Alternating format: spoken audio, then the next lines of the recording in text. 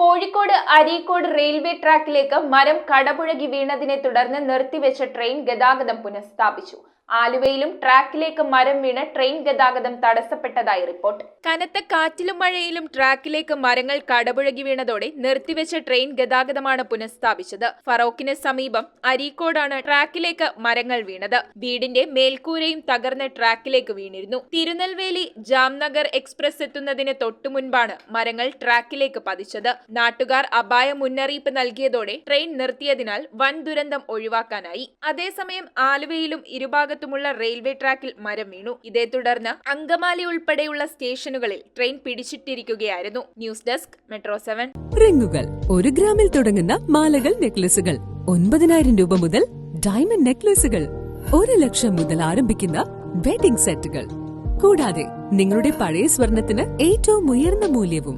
Maharaja gold and diamonds,